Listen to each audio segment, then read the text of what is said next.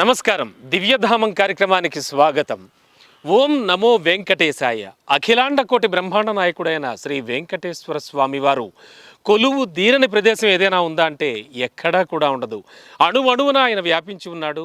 భారతదేశ వ్యాప్తంగా అనేక ఆలయాల్లో కూడా అత్యద్భుతంగా కొలువుదీరి అలాగే పూజలు అందుకుంటూ ఉన్నాడు భక్తులతో.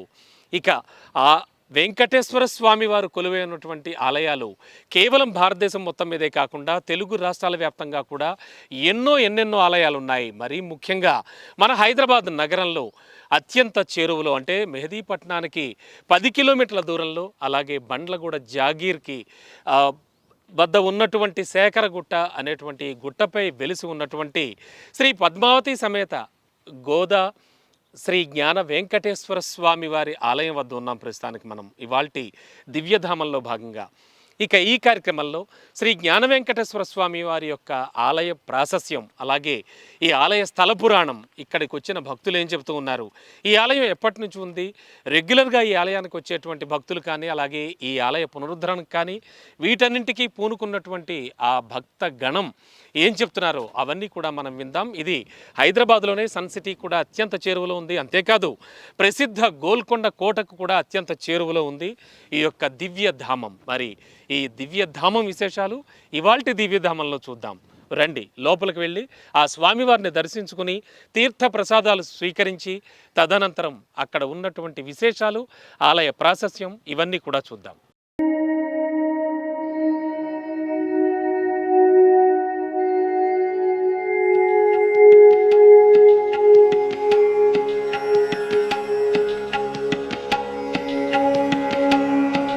తిరుమలలో శ్రీవారి ఆవిర్భావం వెనుక ఎన్నో ఆసక్తికర విషయాలు జరిగాయి.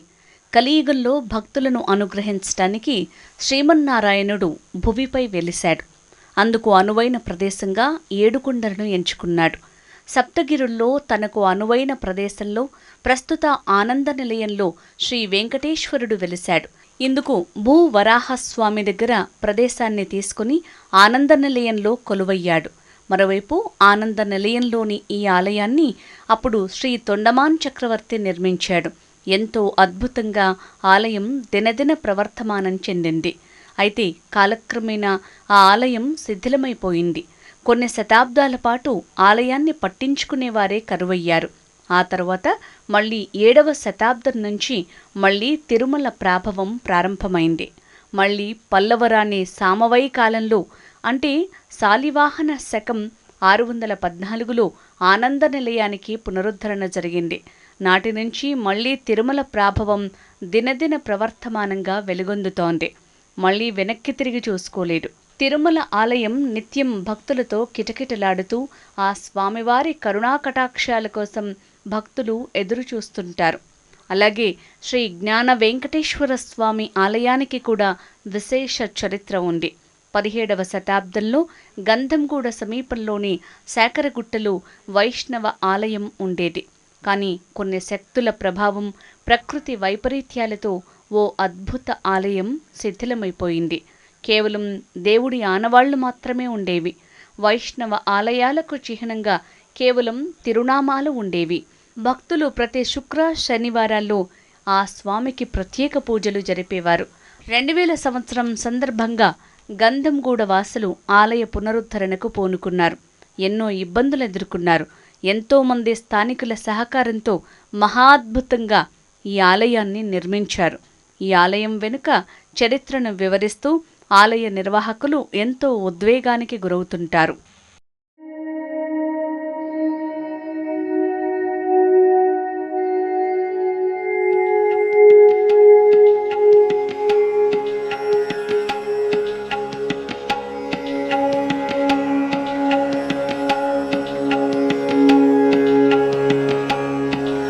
శ్రీ పద్మావతి సమేత గోదా శ్రీ జ్ఞాన వెంకటేశ్వర స్వామి వారి ఆలయంలో మనం అడుగుడిన వెంటనే తొలుత మనకు శ్రీ గరుడాళ్వార్ సన్నిధి కనిపిస్తుంది. అత్యంత శోభాయమానంగా గరుడాళ్వార్ ఆ స్వామివారికి సేవలు చేసుకుంటూ ఉంటారు.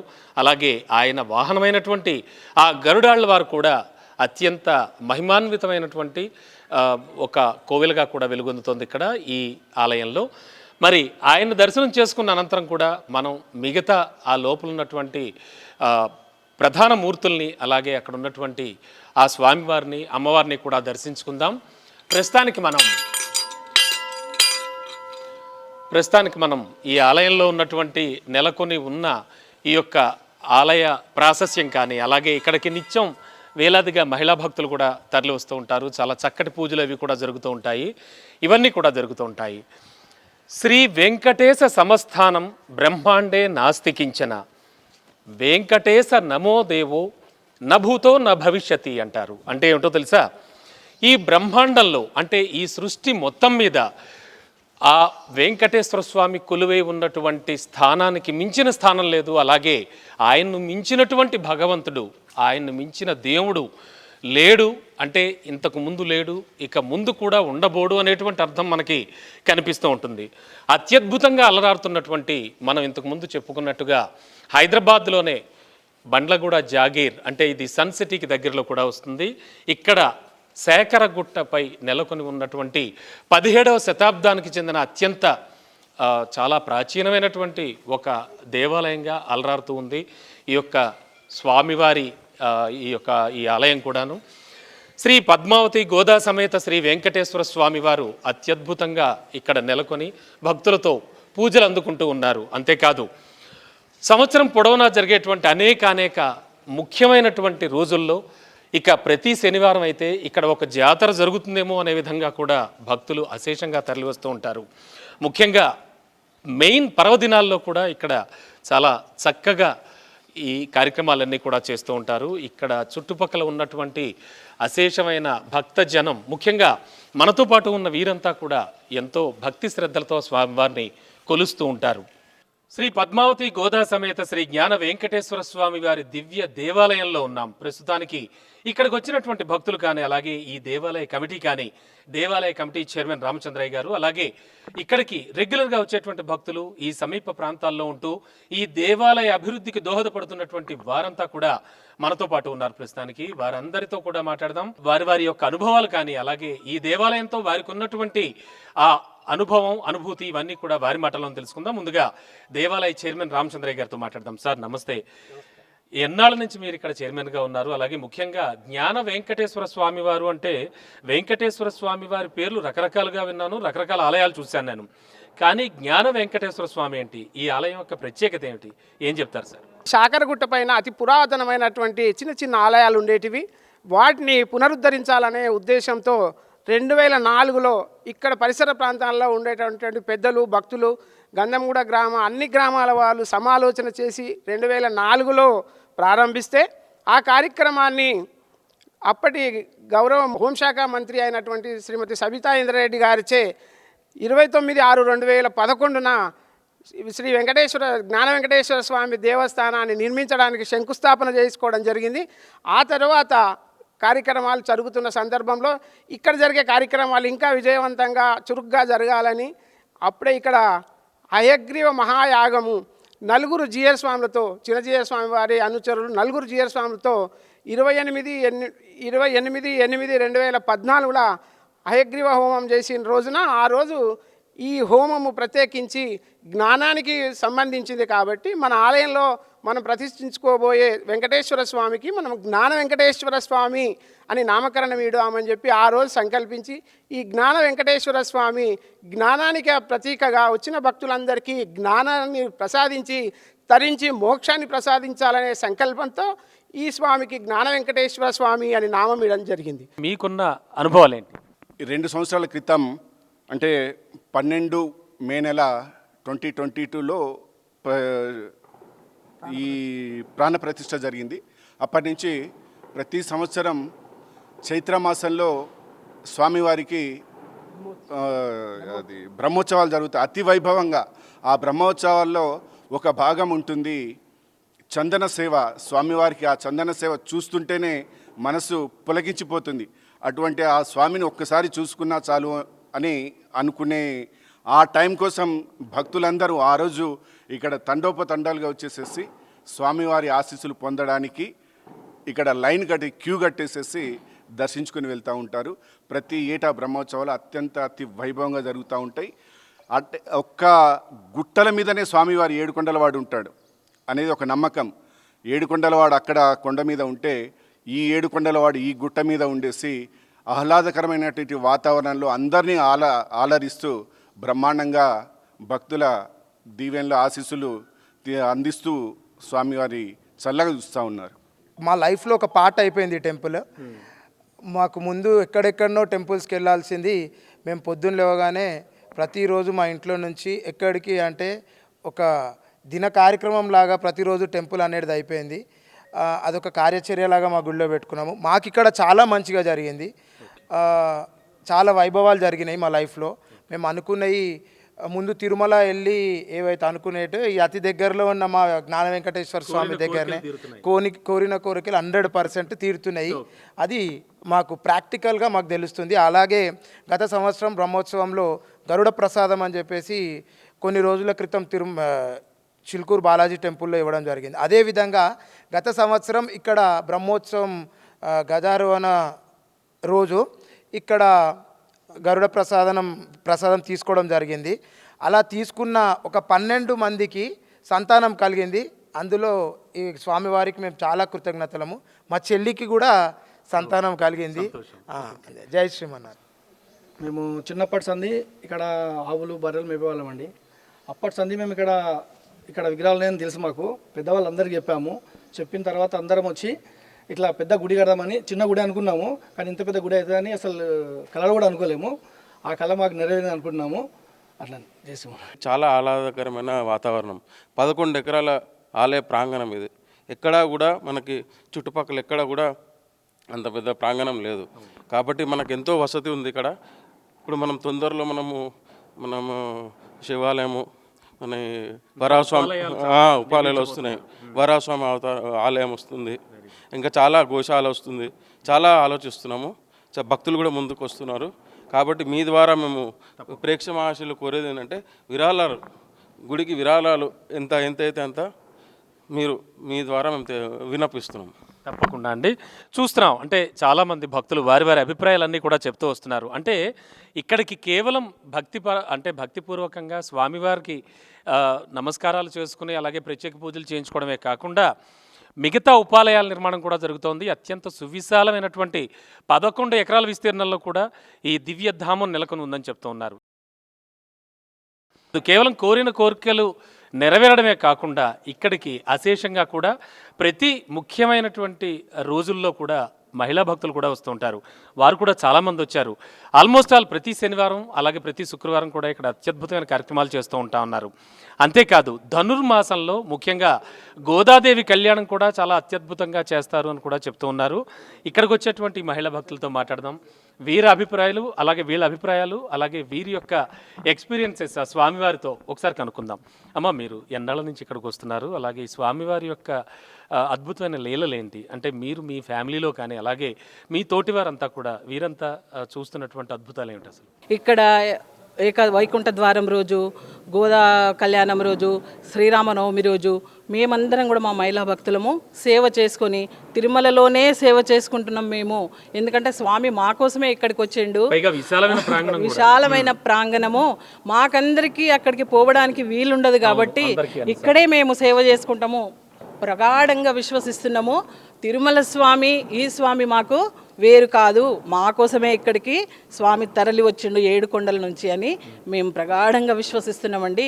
దానికోసము స్వామివారు పేరిచ్చారు కాబట్టి మేము ఏమైనా చేయాలి అని మేమందరం కలిసి బుధవారం రోజు, ప్రతి శనివారం రోజు మా గురువు శ్రీ శ్రీ శ్రీ స్వామి సుందర చైతన్యానంద, నా దీక్ష గురువు, తాను రచించిన వాల్మీకి ఆధారంగా శ్రీ చైతన్య రామాయణము, దానిని మేము పారాయణం చేయడము జరుగుతూ ఉంటుంది.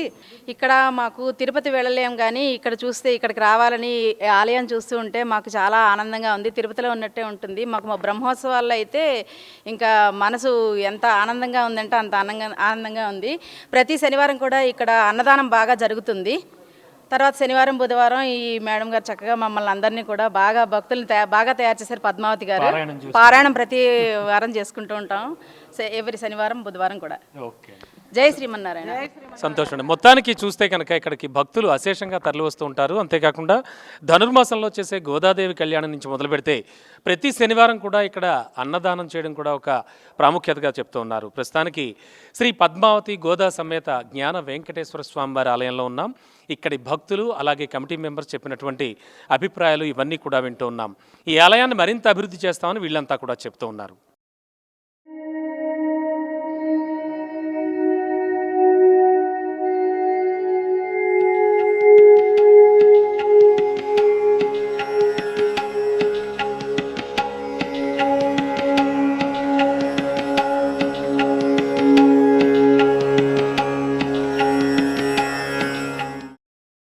శ్రీ వెంకటేశ్వరుడు కలియుగ ప్రత్యక్ష దైవం.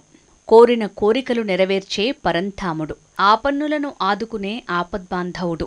శ్రీ చిన్నజీఆర్ స్వామి కరముల మీదుగా ప్రతిష్ఠించబడిన మహిమాన్విత ఈ ఆలయంలో స్వామివారిని దర్శించేందుకు భక్తులు ప్రతిరోజు ఎదురుచూస్తుంటారు.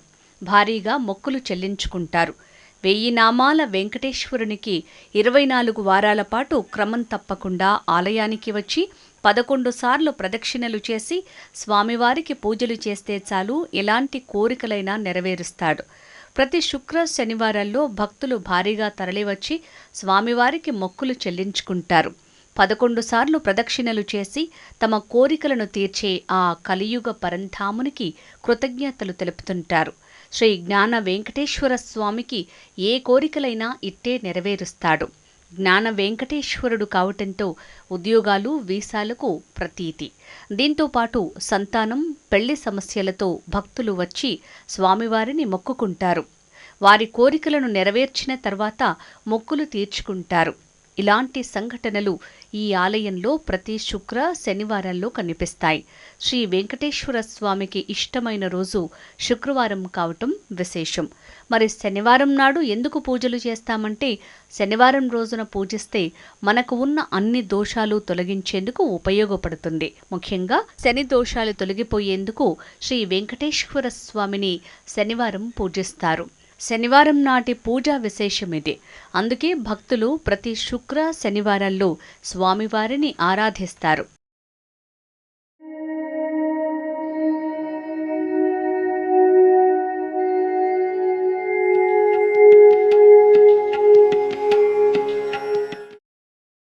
ఇక్కడ శనివారం వేళ భక్తులు భారీ సంఖ్యలో తరలివచ్చి స్వామివారిని ఆరాధిస్తారు. జ్ఞాన వెంకటేశ్వర స్వామి ఆలయానికి అనుబంధంగా హనుమ ఆలయం ఉంది. ఈ హనుమ ఆలయం ఈ ఆలయానికి క్షేత్రపాలకుడు. ఆంజనేయ స్వామిని ముందుగా సందర్శించి ఆ తరువాత శ్రీ వెంకటేశ్వరుని దర్శించుకోవాలి. ఈ హనుమ విగ్రహానికి ఎంతో ప్రత్యేకత ఉంది. ఇది కొన్ని శతాబ్దాల కిందటిది. ఈ ఆలయ నిర్మాణం జరుగుతున్నప్పుడు ఈ విగ్రహం భూమిలో నిర్వాహక కమిటీకి దొరికింది. దీంతో ఆ విగ్రహాన్నే పూజించి ఈ ఆలయానికి క్షేత్రపాలకుడిగా నియమించారు. అందుకే ఈ ఆలయంలో శ్రీరామనవమిని కూడా ఘనంగానే నిర్వహిస్తారు. శ్రీ జ్ఞాన వెంకటేశ్వర స్వామి ఆలయంలో ప్రతి నెలలో శ్రావణ నక్షత్రం వచ్చే రోజున శ్రీ వెంకటేశ్వరునికి ప్రత్యేక అభిషేకాలు నిర్వహిస్తారు. కోరిన కోరికలు నెరవేరిన భక్తులే స్వామికి కావలసిన వస్తువులను, పూజా సామాగ్రిని, ఆభరణాల్ని సమకూర్చటం విశేషం.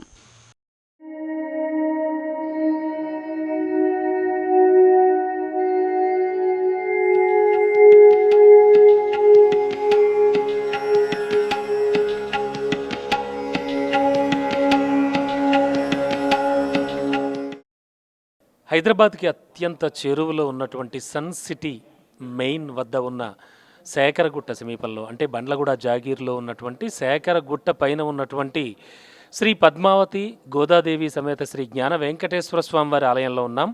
ఆలయ ప్రత్యేకతలు, అలాగే ఆలయానికి వచ్చే భక్తుల వారి యొక్క మనోభావాలు ఇవన్నీ కూడా తెలుసుకున్నాం. ఇప్పుడు ఆలయానికి ప్రధాన అర్చకులుగా ఉన్నటువంటి శ్రీవత్సవ స్వామితో పాటు ఉన్నాం.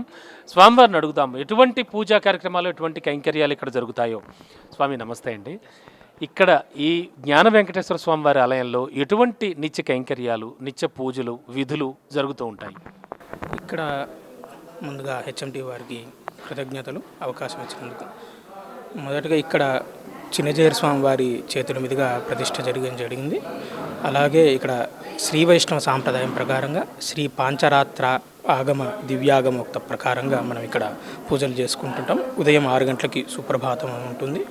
అలాగే ఆరాధన విధులు అన్నీ పూర్తి చేసుకున్న తర్వాత ఉదయం 7-7:15 మధ్యలో స్వామివారి దర్శనం ఉంటుంది. 7:30 నుంచి భక్తులందరికీ అర్చనకి అందుబాటులో ఉంటాము.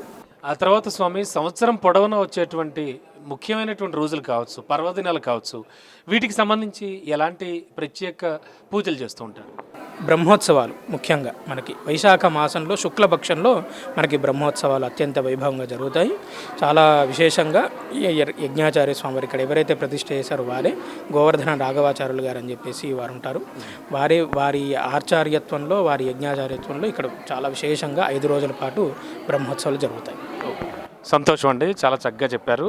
అలాగే స్వామివారికి సంబంధించి కూడా చాలా అత్యంత పవిత్రంగా, అత్యంత వైభవపేతంగా బ్రహ్మోత్సవాలు జరుగుతాయి. అవి కూడా మే నెలలో జరుగుతాయని చెబుతూ ఉన్నారు. మొత్తానికి అత్యంత మహిమాన్వితమైన, కోరిన కోరికలు తీర్చేటువంటి ఒక లోక రక్షకుడిగా కూడా ఉంటున్నటువంటి ఆ స్వామివారు వేంచేసి ఉన్నటువంటి ఈ యొక్క కోవెల చాలా దివ్యమైనటువంటి, అంటే దాదాపు 11 ఎకరాల సువిశాల స్థలంలో కూడా నెలకొని ఉంది. అశేషంగా భక్తులు ప్రతి శనివారం, బుధవారం కూడా ఇక్కడికి తరలి వచ్చి వారి మొక్కులు చెల్లించుకుంటూ ఉంటారంటున్నారు. అంతేకాకుండా చిల్కూరు శ్రీ బాలాజీ వెంకటేశ్వర స్వామి వారిని దర్శించుకుని ఆయనకు ప్రదక్షిణలు చేసినట్టే ఇక్కడ కూడా ప్రదక్షిణలు చేసి వారి కోరికలు తీర్చుకుంటూ ఉంటారని కూడా ఇక్కడ స్వామివారు చెప్తూ ఉన్నారు. ఇది ఇవాల్టి దివ్యధామం కార్యక్రమం.